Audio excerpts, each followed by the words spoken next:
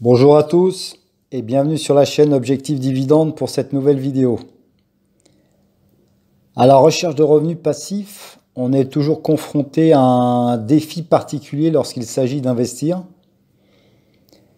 Et avec le potentiel des décennies à venir, on se doit d'investir dans des actions pour nous aider à couvrir nos besoins sur le long terme en touchant des dividendes. Et c'est donc exactement pour cela que j'ai créé cette chaîne, pour vous aider à faire ces choix. Et avant de commencer, si ce n'est pas déjà fait, je vous invite donc à vous abonner à la chaîne et on va pouvoir passer à la vidéo. En cette période de pandémie du Covid, nous devons investir dans le monde que nous avons et non dans le monde que nous souhaiterions avoir. Et dans ce monde un peu chaotique, il serait plus que jamais logique d'investir dans des compagnies disposant d'avantages compétitifs durables. Car cette récession rapide et brutale va assurément secouer les plus fragiles.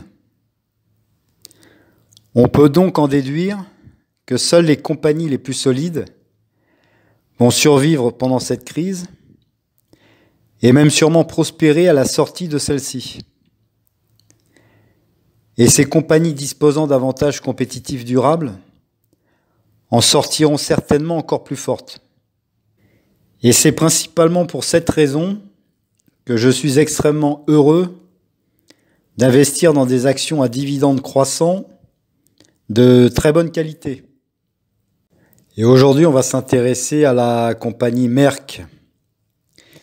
Merck est une compagnie pharmaceutique mondiale qui est spécialisée dans le développement, la fabrication et la commercialisation de produits thérapeutiques, de vaccins et également des produits de santé animale.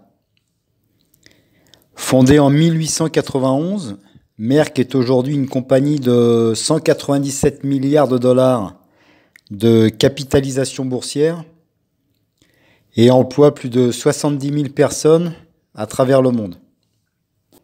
Je suis moi-même actionnaire de cette société, ce qui me permet de collecter des dividendes régulièrement. La compagnie commercialise des produits, entre autres, destinés à l'hypertension, à l'oncologie, aux maladies respiratoires, au diabète et également aux pertes de cheveux chez l'homme.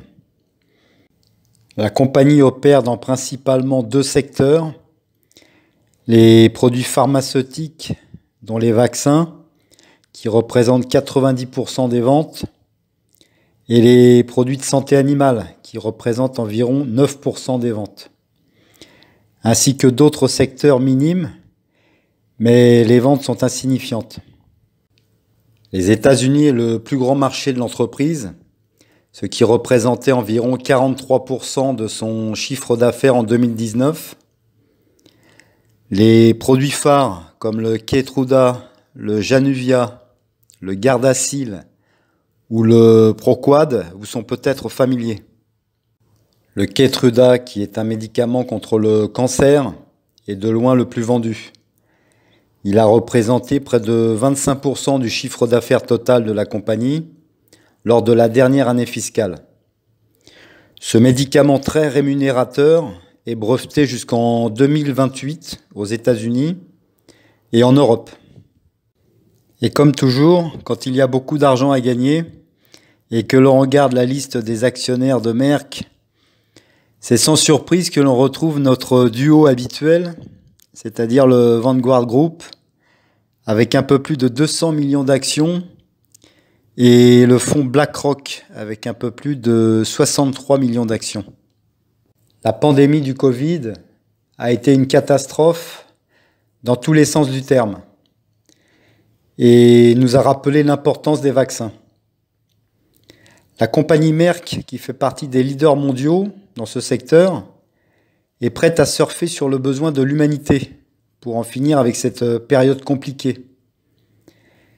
Et ce besoin pour l'humanité pourrait bien pour nous, investisseurs long terme, représenter des futurs dividendes croissants. Et donc d'en déduire que Merck pourrait être l'investissement qui vous manque en cette période du Covid en tant qu'investisseur recherchant à collecter des dividendes régulièrement.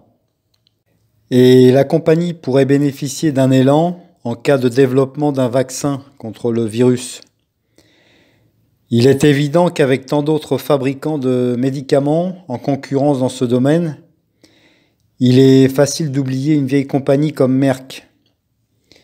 Et ce n'est pas parce qu'elle est considérée comme un investissement sûr que l'action ne pourrait pas évoluer fortement dans un avenir proche.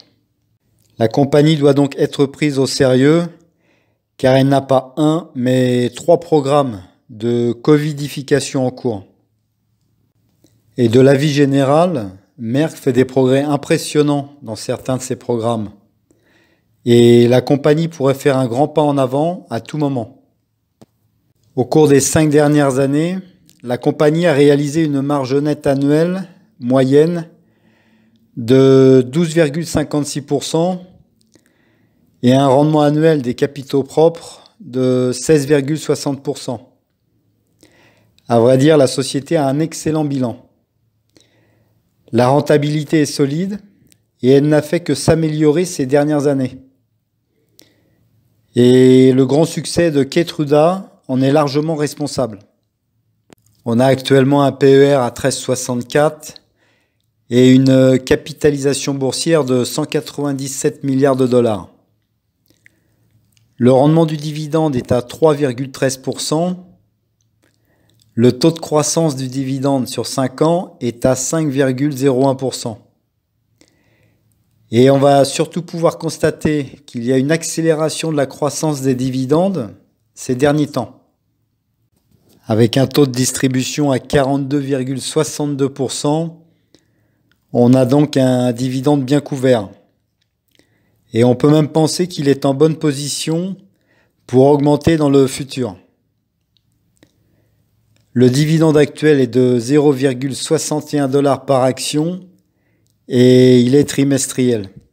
Concernant l'historique du dividende, on constate que la compagnie verse des dividendes depuis plus de 30 ans et que le dividende est en hausse depuis 9 ans et qu'il a surtout fortement augmenté depuis la fin de l'année 2018. Ce qui est un très bon signe pour nous investisseurs long terme qui cherchons des rentes pour notre portefeuille. Car c'est finalement le futur paiement des dividendes qui nous importe le plus.